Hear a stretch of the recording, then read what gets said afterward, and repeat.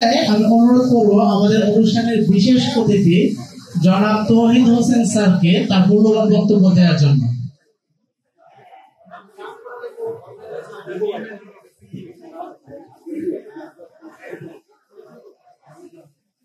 বিসমিল্লাহির রহমানির রহিম। Global IT and English centre কর্তৃক আয়োজিত ডিবেট কম্পিটিশনের সম্মানিত সভাপতি জনাব মোহাম্মদ জাবির হোসেন, আজকের অনুষ্ঠানের সম্মানিত প্রধান অতিথি, সাভারের গণমানুষের নেতা, শিক্ষা বান্ধব নেতা, বিশেষভাবে বিশিষ্ট শিক্ষক রাখি, মেধাবী লিডার, সাবেক সংসদ সদস্য জনাব ডক্টর দেওয়ান মোহাম্মদ সালাউদ্দিন বাবু ভাই, আজকের অনুষ্ঠানের সম্মানিত উদ্বোধক সিনেমাবাদক জনাব উবাইদুর রহমান অভি, বাজার রোড ব্যবসায়ী কল্যাণ সমিতির সম্মানিত সভাপতি এবং বিভিন্ন সামাজিক সাংস্কৃতিক কর্মকাণ্ডের সাথে জড়িত সম্মানিত সঞ্চালক, আমাদের বিজ্ঞ বিচারক মন্ডলী এবং সম্মানিত অভিভাবক অভিভাবিকা এবং যারা আজকে এই কম্পিটিশনে অত্যন্ত যোগ্যতার সাথে কম্পিটিটর হিসাবে প্রতিযোগিতা করেছ, সকলকে সালাম, আসসালামু আলাইকুম।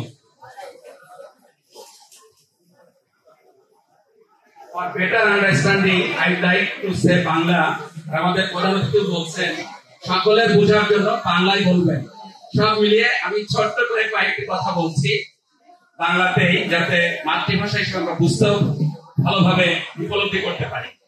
প্রথমত হচ্ছে যে ডিবেট কম্পিটিশনের যে বিষয়টা সত্যি অসাধারণ আমি বলবো, এবং আমাদের বিজ্ঞ বিচারক মন্ডলী বলেছেন কাউকে দ্বিতীয় করা বা রানার আপ করা এটা সত্যিই ডিফিকাল্ট, কারণ এত চমৎকার যে নামের সার্থকতা তোমরা রেখেছ। একটা নাম হচ্ছে দ্য স্পিরিটেড স্পিকার্স, আরেকটা হচ্ছে টিম ভাইব্রেন্ট হচ্ছে কি যে দল সবসময় উদ্দীপ্ত থাকে, সবসময় প্রদীপ্ত থাকে, সবসময় উদ্দীপ্ত অবস্থায় থাকে, তারা হচ্ছে ভাইব্রেন্ট। আর স্পিরিটেডও বলা যেতে পারে সেই একই উদ্দীপ্ত, যারা সবসময় উৎসাহী হিসাবে যে কাজে এগিয়ে যায়। তো প্রাণবন্ত ভাইব্রেন্ট টিম, দ্যাট মিন্স প্রাণবন্ত দল আর প্রাণবন্ত স্পিকার। সত্যি আমাদের এই আয়োজনটা অনেক অনেক বেশি প্রাণবন্ত হয়েছে। কি আপনাদের মনে হচ্ছে না? খুবই প্রাণবন্ত হিসেবে আমরা একটু এনজয় করেছি, কি মনে হয়েছে আপনাদের কাছে? আর বিষয়টা এতটা চমৎকার, দেখেন ছাত্র রাজনীতি, দেশ এবং জাতির ভবিষ্যৎ হচ্ছে আজকে যারা ছাত্র তারা আগামী দিনের নেতৃত্ব দিবে। সেই ক্ষেত্রে ছাত্র রাজনীতি কন্টিনিউ করার পিছনে যেমন যুক্তি রয়েছে, আবার ব্যান করার পিছনে অত্যন্ত শক্তিশালী যুক্তি রয়েছে। যদি আমি কন্টিনিউ করি তাহলে এখান থেকে যে নেতৃত্ব আসবে সেই নেতৃত্ব দেশ এবং জাতির সেরা নেতৃত্ব হিসাবে দেশ এবং জাতিকে এগিয়ে নিয়ে যাবে। আমরা যদি ছাত্র রাজনীতি না করতাম তাহলে ভাষা আন্দোলনে ছাত্র রাজনীতি বা ছাত্রদের যে ভূমিকা ছিল তা আমরা পেতাম না, ভাষার অধিকার থেকে আমরা বঞ্চিত হতাম। এবং এদেশের যত আন্দোলন হয়েছে, সেই ভাষা আন্দোলন থেকে শুরু করে ৬৯-এর গণ অভ্যুত্থান, ৭১-এর মুক্তিযুদ্ধ এবং সর্বশেষ যে জুলাই বিপ্লব, সেখানে ছাত্র রাজনীতি প্রকাশ্য এবং অপ্রকাশ্য অনেক অনেক বেশি ভূমিকা ছিল, যার ফলশ্রুতিতে আজকে বাংলাদেশ আমরা বৈষম্য মুক্ত হওয়ার স্বপ্ন দেখতে পাচ্ছি। জুলাই বিপ্লবের মধ্য দিয়ে উন্মুক্ত পরিবেশের কথা বলার সুযোগ পাচ্ছি। পাশাপাশি যদি আমরা ব্যান্ডের কথা চিন্তা করি তাহলে অবশ্যই একটা সেন্সে যদি চিন্তা করা যে প্রচলিত রাজনীতি ছিল তা ব্যান্ড হওয়াটাও কাম্য, কারণ আপনাদের মতো মেধাবী শিক্ষার্থীকে জীবন দিতে হয়েছে ছাত্র রাজনীতির শিকার হিসাবে। আমরা ভুলে যাইনি হেলমেট বাহিনীর কথা, যে বাহিনীর কারণে গোটা ছাত্র সমাজ আতঙ্কিত থাকতো, কোন রকমের বৈধ অধিকার নিয়ে তারা রাস্তায় নামার সাহস পেত না। এটা এই ছাত্র রাজনীতি যদি আমরা চিন্তা করি তাহলে অবশ্যই সেই ছাত্র রাজনীতি ব্যান করা উচিত।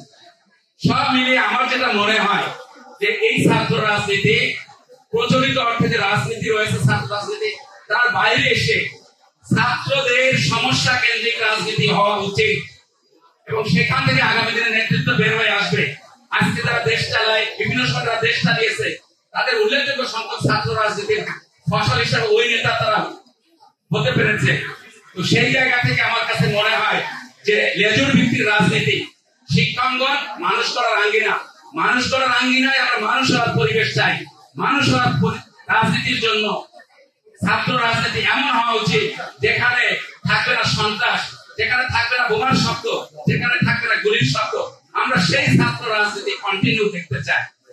কিন্তু প্রচলিত অর্থে যদি ছাত্র রাজনীতির বিপরীতে অন্যদের অধিকার হনন করা হয়, নিজের দলীয় রাজনীতি বাস্তবায়ন করার জন্য অন্যের অধিকারকে খর্ব করা হয়, আর সেই জন্য যদি শিক্ষাঙ্গনের পরিবেশ বিকৃত হয়, মানুষ করার আঙ্গিনায় মানুষ আর পরিবেশ না থাকে, অবশ্যই আমরা সেই ছাত্র রাজনীতি ব্যান্ড হিসাবে দেখতে চাই। সম্মানিত সুধীমণ্ডলী, আমি অত্যন্ত চমৎকার ভাবে ওরা যে বক্তব্য দিয়েছে, তারপরে আর নতুন করে বক্তব্য দেওয়ার মতো নয়। আমি এটা আমার বিনয় না, আমি একজন শিক্ষক হিসেবে বলছি। কার্টন রাসেলের একটা কথা আছে, good teacher is a life long student. একজন ভালো শিক্ষক সারা জীবনের জন্য ছাত্র। আমি আসলে ওদের কাছ থেকে অনেক বেশি শিখলাম। এত চমৎকার উপস্থাপনা, এত চমৎকার বলা যেতে পারে বিষয়ের পোস্ট কন্টেন্ট করে আমাদের সামনে কৌশলী হিসাবে উপস্থাপন করা, আমি এই জন্য ওদেরকে অনেক অনেক হৃদয় গভীর কোণ থেকে ধন্যবাদ জানাই এবং বলতে চাই যে আমি নিজে একজন শিক্ষক হিসাবে আমি ওদের কাছ থেকে আজকে অনেক কিছু শিখলাম। সবশেষে আমি গ্লোবাল আইটি কে হৃদয় গভীর কোণ থেকে আন্তরিক কৃতজ্ঞতা এবং ধন্যবাদ জানাতে চাই যে আমরা একটা গ্লোবাল ভিলেজে বাস করছি।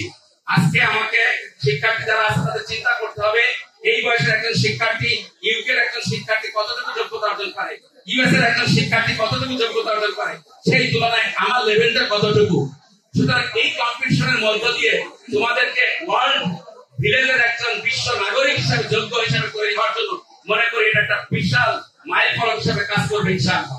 কারণ আমরা যদি ইংলিশের সাথে সম্পৃক্ত হতে পারি, গ্লোবাল ভিলেজে আইটির সাথে সম্পৃক্ত হতে পারি, কম্পিউটার সহ আইটির উপরে যদি আমাদের দক্ষতা অর্জন হয়, তাহলে আমরা গ্লোবাল সিটিজেন, গ্লোবাল ভিলেজে গ্লোবাল সিটিজেন হিসেবে সফল ভূমিকা রাখতে পারবো। সেই ক্ষেত্রে এই গ্লোবাল আইটি এবং ইংলিশ ল্যাঙ্গুয়েজ সেন্টার যে ভূমিকা রেখেছে, যে আয়োজন করেছে, আমি হৃদয় গভীর কোণ থেকে তাদেরকে কৃতজ্ঞতা জানাচ্ছি। আমি বিশ্বাস করি তাদের এই আয়োজন আমাদের নতুন প্রজন্মকে যোগ্য বিশ্ব নাগরিক মানে তৈরি হওয়ার মধ্য দিয়ে আগামী দিনের বৈষম্যমুক্ত বাংলাদেশ গঠনে পুরা সফল ভূমিকা পালন করবে ইনশাআল্লাহ।